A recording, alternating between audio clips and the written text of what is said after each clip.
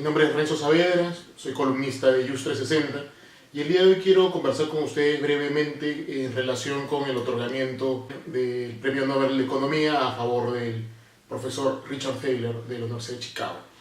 En concreto quiero comentar algunos puntos que me parecen relevantes atendiendo a la metodología de investigación que aplica Thaler en sus trabajos y sobre todo aplicando o entendiendo cómo ello está impactando también, aun cuando sea de manera todavía ligera, al derecho peruano. Digamos, en el caso concreto de Thaler, él es uno de los fundadores de la economía conductual.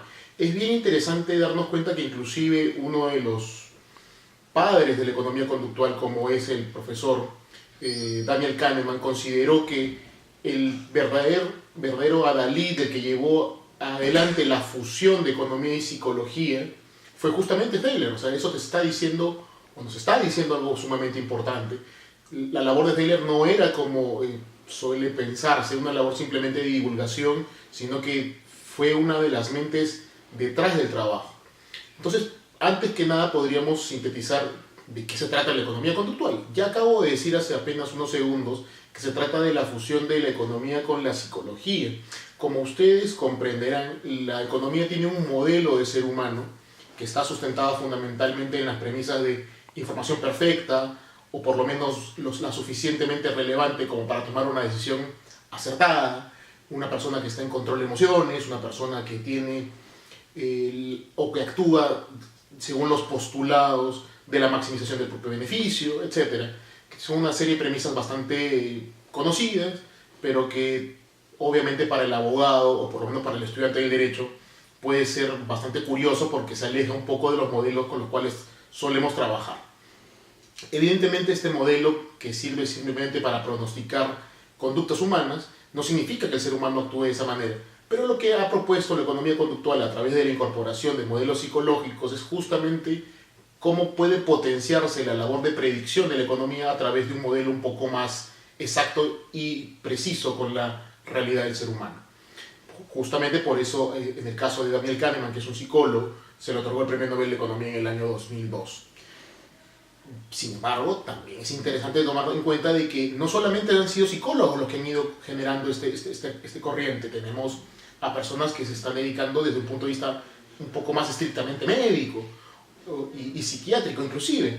Entonces, la realidad es por lo menos interesante para evaluar en los siguientes términos.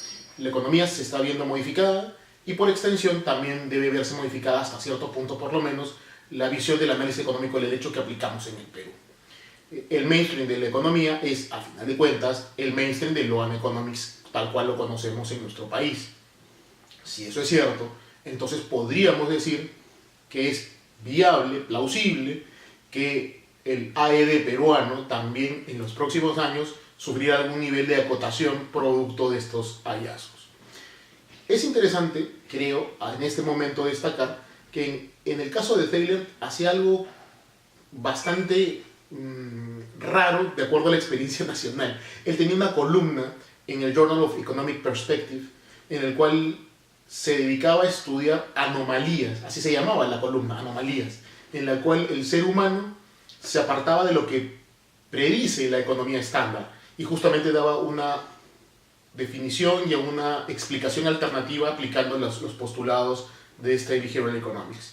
Entonces, atendiendo a estas circunstancias, comenzó a gestarse una bibliografía bastante más vasta que ha permitido a Thaler, sobre todo en sus últimos años, con el cual ha estado trabajando casi siempre con Cass Sunstein, publicar libros que son sumamente leídos inclusive en el Perú, como Natch o Misbehaving, que es un texto relativamente reciente de hace 2 años. Pero todo esto podría retrotraerse a un momento muy concreto. El momento en el que Thaler, en el 1980, escribió un texto que se llama Towards Positive Theory of Consumer Choice, o sea, hacia una teoría positiva de la decisión del consumidor.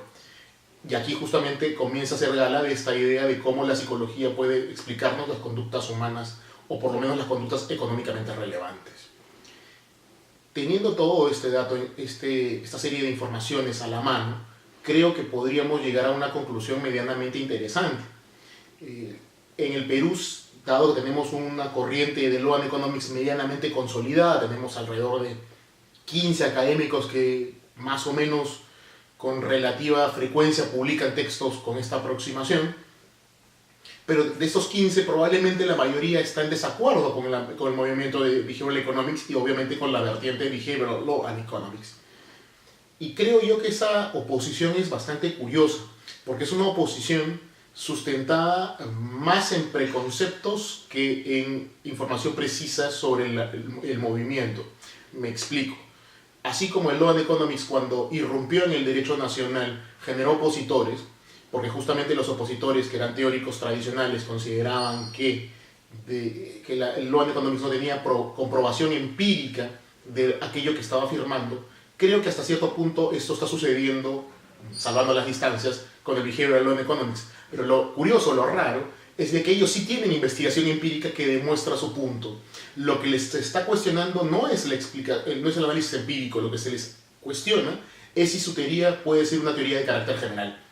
Entonces, creo yo que habría que ser un poco más razonables y tampoco tener expectativas tan altas. Con un movimiento que tiene relativamente poco tiempo, uno no puede esperar que tenga una teoría acabada para ser totalmente competidora con la economía estándar, pero ciertamente está haciendo acotaciones que valdría la pena mencionar. Y eso es algo que creo que vale la pena que tomemos en consideración en este momento. Con todo este escenario, creo yo que es bastante auspicioso que a Thaler se le haya otorgado el Nobel de Economía, porque significa que en lo que va del presente siglo ya se han otorgado a promotores de Behavioral Economics o de Behavioral Finance o equivalentes ya 3 premios Nobel, lo cual no es de escaso valor.